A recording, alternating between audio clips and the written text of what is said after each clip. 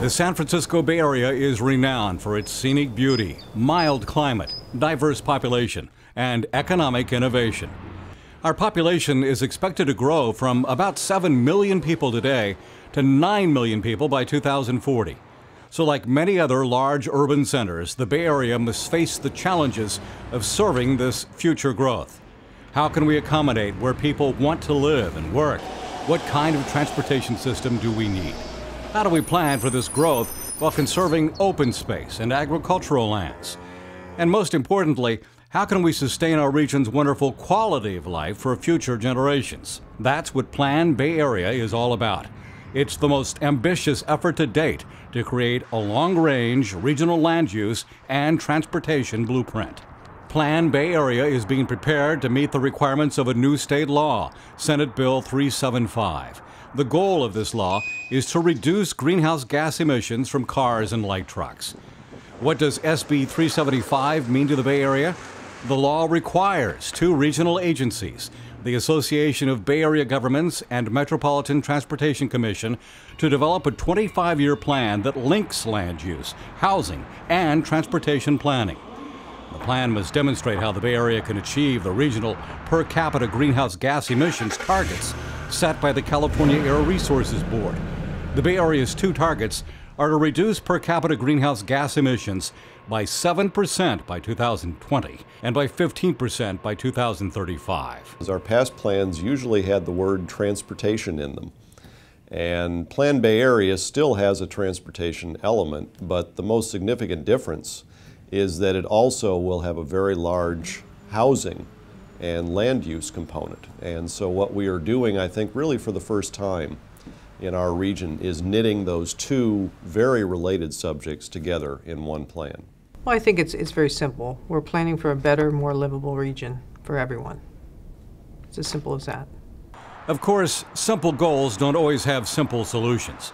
That's why MTC and ABAG are engaged in the complex task of modeling and analyzing possible transportation and land use housing scenarios, seeking input from local government partners, and holding public workshops to hear directly from the people who live in this region. The 5 alternative scenarios that have been developed today really look at different pathways to focused growth. It's not likely that we'll be saying, well, here's the one that's the magic bullet. The preferred scenario will likely be some kind of a hybrid amongst these 5 scenarios, not any single one of the scenarios. We have to choose a preferred alternative of how we want the region to grow, what we want our landscape to look like in terms of development as well as transportation investment, what sorts of strategies can we pull together to protect the environment, to grow the economy, and to make sure we promote social equity. For every dollar, for every house you have to build, the correspondingly you have to build something that's job related. That could maybe work. Public participation is key to the success of Plan Bay Area. The public's role here as a partner is that really for this project and this program and this strategy to ultimately work, we need everybody's buy-in. It isn't just where the government's going to magically wave a wand and everything's going to be solved. We need people from the ground up knowing what's going on and being willing to participate directly in making this a truly sustainable strategy. Officials emphasize that Plan Bay Area will only be successful if it is supported at the local level. How we plan these areas is ultimately up to local governments.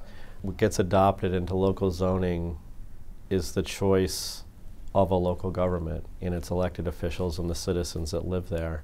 Agency officials say they hope the public will weigh in on some of the tough decisions and trade-offs needed in these difficult economic times. You only have to think back to the Great Depression to know what this region can do, even under extreme adversity. We built the Golden Gate Bridge and the Bay Bridge during that depression. We built the Caldecott Tunnel.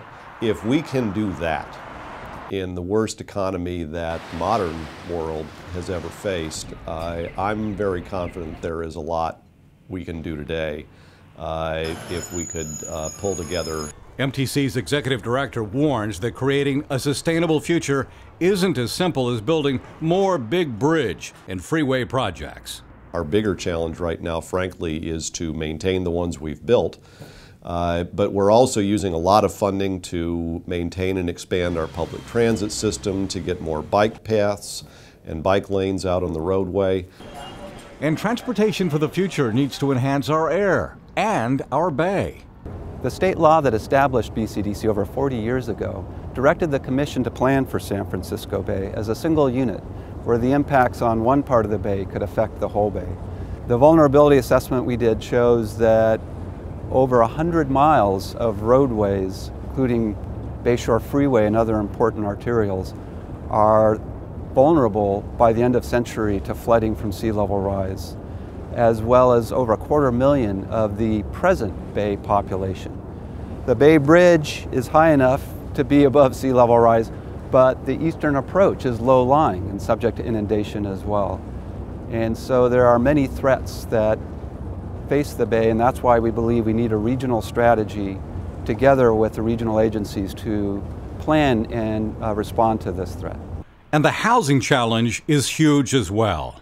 Well, housing has been a central challenge for the Bay Area for decades now, in terms of how we grow, but more importantly, I think how we live, all of us, day to day. Housing here is, as we all know, extraordinarily expensive. Not everybody in the Bay Area is wealthy, and how our workforce is able to stay here, to have families if they choose, to have a life that is one of high quality is of utmost importance.